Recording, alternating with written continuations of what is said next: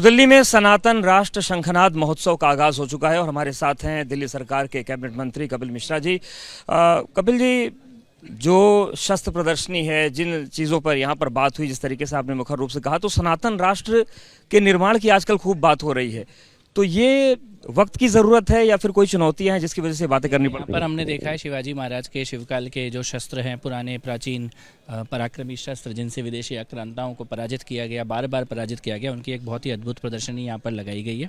और इसी प्रकार के विषयों के ऊपर यहाँ पर एक सत्र का आयोजन भी है। अलग अलग सत्र हैं जिसमें भारत के बहुत सारे विशेषज्ञ हैं, इंटेलेक्चुअल्स हैं, विद्वान लोग हैं जो इन विषयों पर चर्चा कर रहे हैं। वंदे मातरम पर खूब राजनीति हुई, इस बीच इस पर आप क्या कहेंगे? वंदे मातरम पर राजनीति करने वालों को देश की जनता ने सत्ता से बाहर कर दिया। जो वंदे मातरम को काट रहे थे, आज उनका पूरा का जन समर्थन कट चुका है, बट चुका है। जो भारत को बांटने का प्रयास करते थे वो खुद ही टुकड़ों टुकड़ों में बट चुके हैं। और मुझे लगता है कि दुर्भाग्य था, जिनको भी लगता था कि पूरा वंदे मातरम नहीं होना चाहिए, वो कितनी विशैली सोच होगी।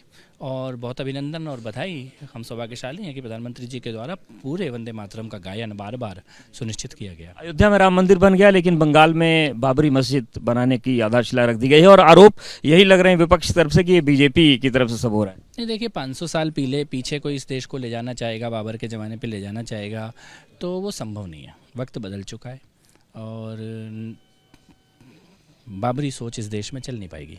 धन्यवाद हमारे साथ बात करने के लिए। तो कपिल मिश्रा वो कह रहे हैं कि जो बाबरी सोच है वो चल नहीं पाएगी, और इसके साथ ही साथ उन्होंने ये भी कहा कि सनातन को लेकर, सनातन के विचारों को लेकर जो यहाँ पर बैठक हो रही है वो महत्वपूर्ण है और ये समाज के लिए हितकर है।